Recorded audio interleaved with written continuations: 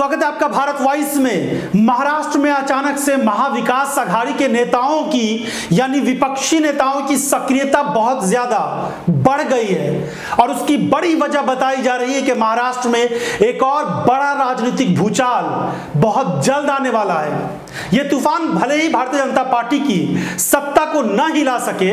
BJP को सत्ता से बेदखल न कर सके, लेकिन बीजेपी में ऐसा भूचाल और हंगामा मचने वाला है जिसको संभाल पाना केंद्रीय नेतृत्व के बस की बात भी नहीं दिख रही है। दिल्ली से लेकर महाराष्ट्र तक महाविकास अघाड़ी के नेताओं की जो सक्रियता है वो बता रही है कि दिल्ली से मुंबई तक सत्ता से बीजेपी को बेदखल करने की पूरी रणनीति तैयार हो चुकी है।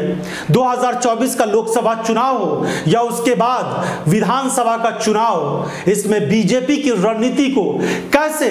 खत्म किया जाए, बीजेपी को कैसे मात दिया जाए, इस पर गहन विचार चल रहा है। लेकिन इससे भी बड़ी बात यह कि उद्धव ठाकरे के संपर्क में एकनाथ शिंदे गुट के कई विधायक आ गए हैं और वो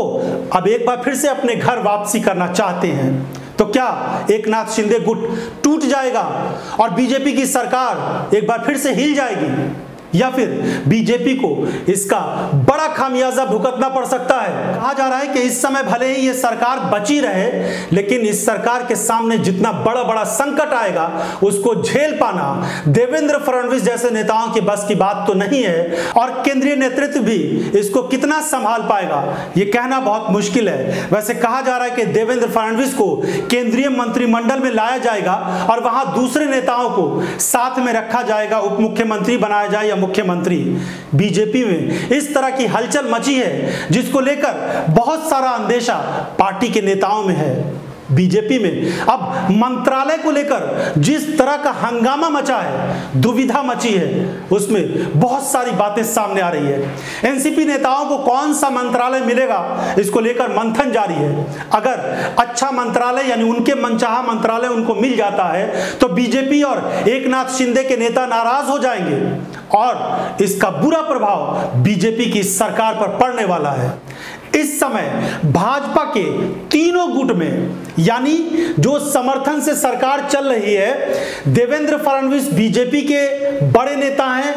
उप मुख्यमंत्री हैं, अजीत पवार जो एनसीपी से टूट कर गए हैं, बीजेपी को समर्थन दिया है, एकनाथ शिंदे जो शिवसेना से टूटकर गए वो राज्य के मुख्यमंत्री हैं। लेकिन कहा जा रहा है कि एकनाथ शिंदे के कई विधायक उद्धव ठाकरे के संपर्क में हैं और वो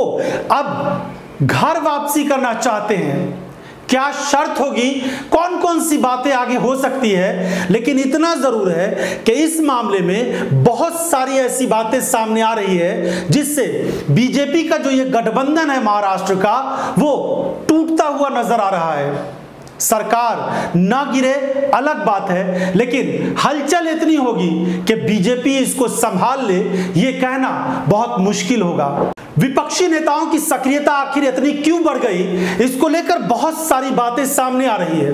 दिल्ली में मल्लिकार्जुन खड़गे की अध्यक्षता में और राहुल गांधी की मौजूदगी में महाराष्ट्र की राजनीति को लेकर चर्चा हुई है। 2024 का लोकसभा चुनाव भी उसमें शामिल है और उसके बाद पार्टी किस तरह से आगे काम करेगी, अपने आप को मजबूत करेगी और राज्य की सत्ता में फिर से कैसे वापसी करेगी, महाविकास अघाड़ी के साथ मिलकर इस पर भी विचार हुआ है। विचार यह भी हुआ है कि पूरे महाराष्ट्र में बस यात्राओं के माध्यम से और कांग्रेस के कार्यकर्ता अलग अलग तरीके से कैंपेन चलाएंगे और मोदी सरकार की जो असली खामियां हैं लोगों को बताएंगे कि आपका कितना बड़ा नुकसान पिछले 9 सालों में भारतीय जनता पार्टी की सरकार ने किया है, कैसे ईडी और केंद्रीय एजेंसियों के सहारे यहां पर बनी बनाई सरकार को तोड़ दिया गया और कैसे लोगों के अंदर डर और खौफ पैदा करके महाराष्ट्र में बीजेपी ने अपनी सरकार बना ली। महाराष्ट्र के अलावा भी कई राज्यों में इसी तरह के हालात बीजेपी ने बना दिए। कांग्रेस पार्टी जनता को बताएगी कि धर्म की राजनीति ने इस देश का कितना नुकसान किया है। आपस में एक दूसरे के अंदर टूट फूट हुई, लोग एक दूसरे से नफरत करने लगे,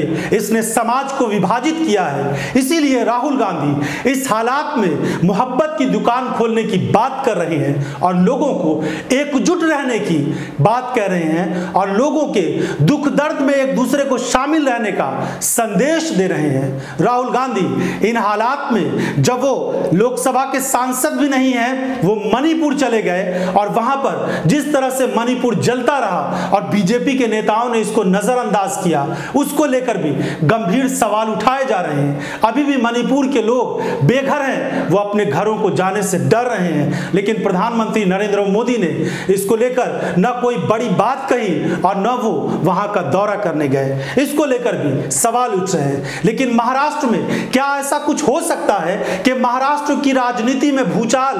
इस तरह से आए कि ये सरकार जो इस समय चल रही है वो गिर जाए और फिर महाविकास आघाड़ी की सरकार बन जाए? ऐसी संभावना जानकार बता रहे हैं कि ना के बराबर है, क्योंकि जिस तरह से बीजेपी ने बहुमत पाया है तोड़ करके दूसरी पार्टियों को, एनसीपी और शिवसेना को, उसमें बीजेपी की सरकार का सत्ता से बेदखल होना मुश्किल है। लेकिन बीजेपी के सामने इतनी बड़ी समस्याएं आने वाली है कि वो इस समस्या को सुलझा नहीं पाएगी, क्योंकि मंत्रालय का और विभागों का जो बंटवारा है उसको लेकर अंतरकलह इतना बढ़ा हुआ है कि अगर एनसीपी के नेताओं को अच्छा मंत्रालय मिल गया तो फिर जो एकनाथ शिंदे गुट है वो नाराज होगा, एकनाथ शिंदे गुट को मिला तो फिर जो बीजेपी के नेता हैं वो नाराज हो गए। तो इस तरह से नाराजगी को कैसे खत्म करेगी बीजेपी? क्या आपको भी लगता है कि बीजेपी इतना बुरी तरीके से महाराष्ट्र में फंस गई है कि जिससे निकल पाना उसके लिए बेहद मुश्किल है? महाराष्ट्र में अभी जिला लेवल पे, ब्लॉक लेवल पे पूरे संगठन को मजबूती से काम किया जाएगा और जैसे ही अब बारिश का सीजन खत्म हो जाएगा तो बड़ी एक बस यात्रा निकाली जाएगी जिसमें नरेंद्र मोदी जी की सरकार का और महाराष्ट्र की जो 3 तिगाड़ा जो सरकार बनी है उसमें कैसे ईडी और खोखे का वापर हुआ है, कैसे दहशत और डर पैदा कर महाराष्ट्र की जो विचारधारा को खरीदने का काम नरेंद्र मोदी की सरकार ने किया है, ये जनता में जाके हम बताएंगे। और मूल इशू जो है महाराष्ट्र में किसानों की आत्महत्या, जब से मोदी जी की सरकार आई, ईडी की सरकार महाराष्ट्र में बनी, एकनाथ शिंदे फडणवीस की, और अभी उसको अजित पवार भी उसमें शामिल हुए, सबसे ज़्यादा किसानों की आत्महत्या महाराष्ट्र में बढ़ी है। बेरोजगारों की तादाद बड़े पैमाने में बढ़ी है, महंगाई महाराष्ट्र में सबसे ज़्यादा बढ़ी हुई है। और ये विषयों को लेकर, गरीबों के इशू को लेकर हम जनता तक पहुँचेंगे और बीजेपी सत्ता के लिए कुछ भी कर सकती है और सत्ता और सत्ता से पैसा और पैसा से सत्ता, यही बीजेपी का जो